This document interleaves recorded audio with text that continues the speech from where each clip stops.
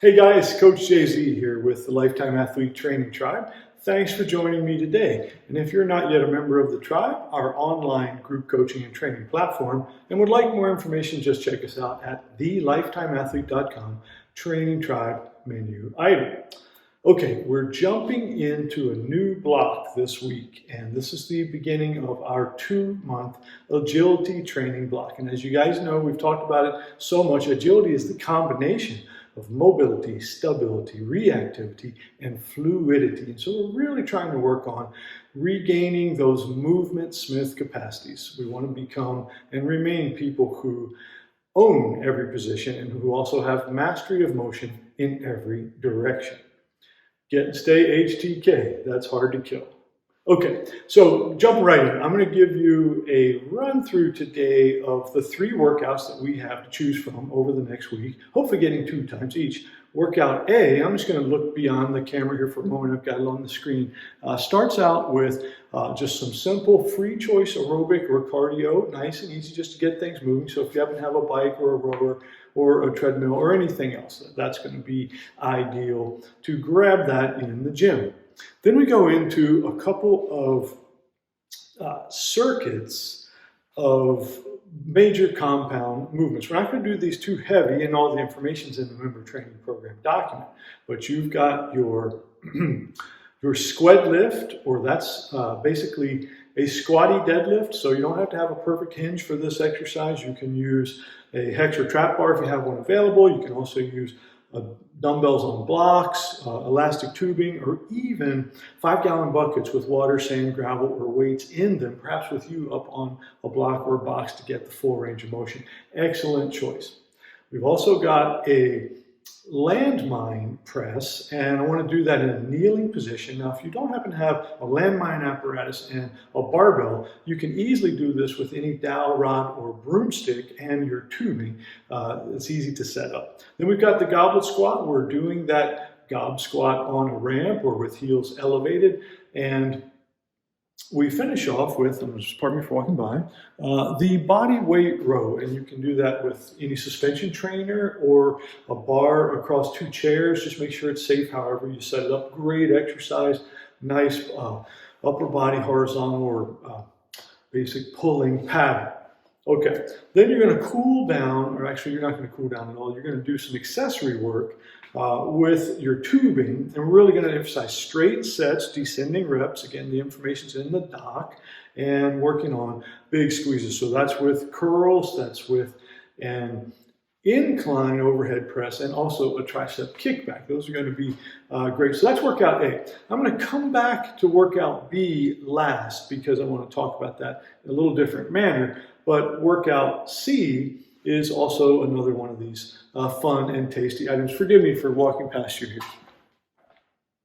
I'm just pulling this up, and okay, so we've got some medicine ball activation or prep work, just a couple reps, and we've got the giant swing, you've got the thruster and the slams. And so doing those will get your body activated so that you're ready for the alactic intervals that we're going to perform. Now, you can perform these even doing calisthenics if that's what you have available, but certainly an air bike or a rower is an excellent choice. You can also do this on a spin bike or even on a treadmill, perhaps either running and walking or using the hill function to go up a steep hill and then back down. So you're going to go hard for 10 seconds, easy for 50 seconds. That's a 1-to-5 work to rest ratio, and the workout the work period is very intense, but it's also very brief, so you shouldn't build up much lactic acid. That's why it's called alactic. We're going to do some rounds of that. Your info's in your document. And then you're going to finish off with just a little bit of footwork today